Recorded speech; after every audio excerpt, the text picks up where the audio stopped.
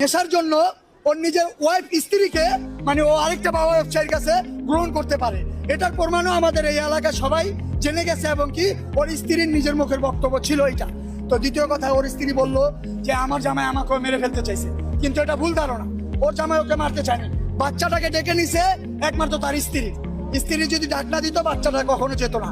কারণ আমরা যেই বাচ্চাটা নিয়ে আমরা আন্দোলন করতেছি তারা দুটা বোন ঘর থেকেই বের হয় না স্কুল ছাড়া।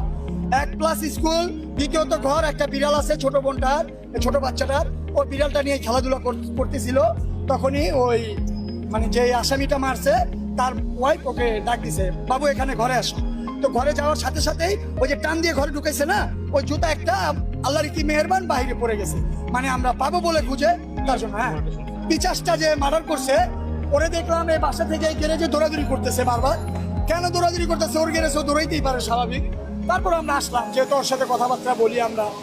আয়সা বললাম কি হয়েছে ভাই দৌড়াদৌড়ি? তো আয়সা দেখলাম সে এতটুকু একটা ছুরি গ্যান্ডিং মেশিন দিয়ে গ্যারেজের ভিতরে ঘষতেছে, মানে একদম চকচকে সাদা করে ফেলছে ছুরিটাকে, মানে এরকম পরিমাণে ধার দিছে মানে ওটা কার আঙ্গুলে লাগলেও পড়ে যায়। তো যাই হয়েছে, 9টা 7 মিনিটের ভিতরে সে কি করলো, গ্যারেজ থেকে এভাবে লুকায় কি জানি বাড়ির উপরে চলে গেল।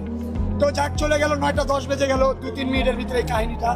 9টা 10 আমরা এখানে বসে রয়েছি, আমাদের মহাজন আসে না, গাড়ি কিভাবে নিব। তো আমরা বসে থাকতে থাকতে 9:45 বাজে তখন যেই বাচ্চার মা খুঁজাখুঁজি করতেছে, আমাদের নিচে এসে জিজ্ঞেস করছে আপনার ভাস্তি কি এখানে গেছে? বললাম না আপা, ও তো নিচে নামে না, ও তো উপরেই থাকে। যেই জায়গায় মার্ডার করা হয়েছে বাচ্চাটাকে, পাশের ফ্লাইটে, ওই ফ্লাইটে বাচ্চাটাকে যখন না হয়েছে তখন একটা জুতা ভুলবশত আমাদের রিজিক, ওই বাচ্চাটার লাশ ছিল বিদায়, আমরা তার মা বাবা ছিলেন বিদায়, মানে হক হালালি, তার জন্য আমরা ওই জুতাটা মানে আল্লাহর উসিলায় বাইরে পড়ে গেছে। তো বাচ্চার মা খুঁজতে খুঁজতে দেখলো কি একটা জুতা ওই দুয়ারের বাইরে পড়ে গেছে। বাচ্চার মা ভাবলো পাশের ফ্লাইটে যেতেই পারে, স্কুলে যাবে না, তার জন্য বাহানা দিয়ে। তো ভাইয়া ও ফ্লাইটটার ভিতরে টোকাটুকি করছে, বাচ্চার মা প্রায় 20 মিনিট টোকাটুকি করার পরে কোনো সারা নাই, শব্দ নাই, ভিতর থেকে লাগানো। তো বাচ্চার মা আমাদের নিচে এসে 3-4 জনকে ডাক দিল পরে আমরা সাপাল সুপাল নিয়ে, মনির মিয়ার আরেকটা এই যে ম্যানেজার রাখছে ওইটাকে নিয়ে আমরা সাপাল নিয়ে উপরে গেলাম। উপরে গিয়ে আমরা দরজাটা ভাঙার চেষ্টা করলাম, আমরা দরজাটা এক পর্যায়ে ভাঙতে পারলাম না, 2-3টা সিটকারি লাগানো ছিল। তো আমরা যতটুকু হোক এতখানি একটা বগলা করার পরে আমরা যখন ভিতর দিকে এক এক করে তাকালাম তখন শুধু রক্ত আর পানিগুলো ভাসতেছিল, মানে ডাইনিং রুমের ভিতরে, মানে কল সব ছাইড়ে দিছিল। তো মানে রক্তর কোনো চিহ্ন রাখার মানে চিন্তা ভাবনা ছিল না। তো লাস্টে আমরা যখন ঢুকলাম, দরজাটা খোলার পরে তারও 7-8 মিনিট পরে খুলছে, আমরা ওখান থেকে গ্যান্ডিং এর আওয়াজ পেয়েছি রুমের ভিতর থেকে। তো গ্যান্ডিং এর আওয়াজটা এই কারণেই পেয়েছি, রুমের ভিতর অন্য কোনো কাজ হয় নাই, বলছে শুধু গ্রিলটা কেটে আসামিটা পলায় যাবে, তারপরে আসামির স্ত্রী গেটটা খুলবে। এই সে তাদের পরিকল্পনা। আর তাদের দ্বিতীয় পরিকল্পনা ছিল গ্যারেজ থেকে তারা ব্যাটারির বাক্স নিয়ে গেছে 4টা। ব্যাটারির বাক্সতে আমাদের বাচ্চা তো ছোট, আমাদের 8 বছরের 7 বছরের রাইসা কত বড় হতে পারে, ছোট একটা বাচ্চা, তারে যদি 3 পিস করে ওই 3টা বাক্সর ভিতরে ভরে নিতে পারবে।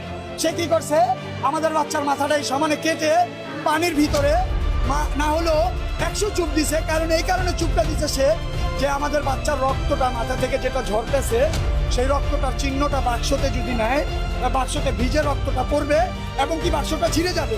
তার জন্য সে অনেকবার মাথাটা ধুয়ে ওই মাথাটা আরেকটা বালতির ভিতরে নিয়ে রাখছে। আপনারা মিডিয়া ভাইরা হয়তো দেখছেন, রক্তটা একেবারে হালকা দেখা যাচ্ছে। হালকা দেখা যাওয়ার কারণ হলো ওই যে তাকে যে চুবাইছে মাথাটা রক্তটা পরিষ্কার করার জন্য, তো পরিষ্কার যতটুকু করতে পারছো তারা হুড়ের ভিতরে করছে। তারপরে আমাদের বাচ্চা এখান থেকে একটা টুকরা করছে, তারপরে এখান থেকে একটা টুকরা করছে, তারপরে আমাদের বাচ্চা উত্তর করা ছিল, তো হয়তো আপনারা মিডিয়া ভাইরা দেখেন নাই। আমাদের বাচ্চার এখান থেকে ভাড়া হয়েছে, আরেকটা জঘন্য কাজ করা হয়েছে আমাদের বাচ্চার সাথে। এখানে যদি বলা হয় তাহলে আপনারা মিডিয়ারাও ভালো থাকবেন না পাবলিকের উত্তেজনায়, কিন্তু সেটা বললাম না আমরা। কিন্তু আমরা একটাই বিচার চাই প্রধানমন্ত্রীর কাছে, যদি ওর বিচারটাই আমরা 48 ঘন্টা আনলিমিটেড দিছিলাম, 24 ঘন্টা নিয়ে আসছি। ভুলে যাওয়ার কথা ছিল রামিসার, কিন্তু ফুটফুটে এই ছোট্ট মেয়েটিকে খুঁজে পাচ্ছিলেন না তার মা। সময় গড়ায় আর উৎকণ্ঠা বাড়ে। ঘরের ভেতর, বারান্দা, সিঁড়ি সব জায়গায় খোঁজা শুরু হয়। পরে ভবনের অন্য বাসিন্দারাও যোগ দেন সেই খোঁজে।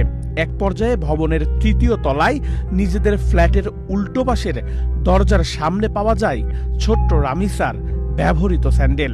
তখনই সন্দেহ আরো ঘনীভূত হয়।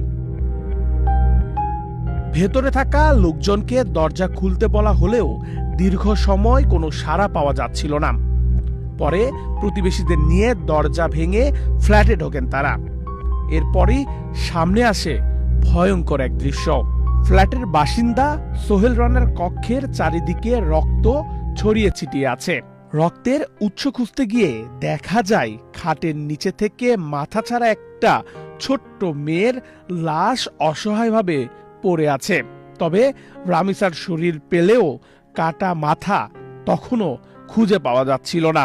তারপর ছোট্ট রামিসার মাথা খুঁজতে রুমের চারিদিকে তল্লাশি চালানো হয়। রুমে না পেয়ে এরপর যায় বাথরুমে। সেখানেই রক্তে ভেজা রামিসার কাটা মাথা পাওয়া যায়। গত 19 মে মঙ্গলবার সকাল 10:30টার দিকে রাজধানীর পল্লবী এলাকায় এ ঘটনা ঘটে। নিহত রামিসা পপুলার স্কুলের 2য় শ্রেণীর শিক্ষার্থী ছিলেন।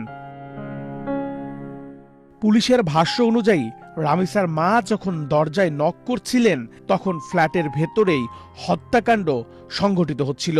মূল আসামি জাকিরকে পালানোর সুযোগ করে দিতেই স্বপ্না দীর্ঘ সময় দরজা খোলেননি। জাকির পালিয়ে যাওয়ার বিষয়টি নিশ্চিত হওয়ার পরই তিনি দরজা খোলেন।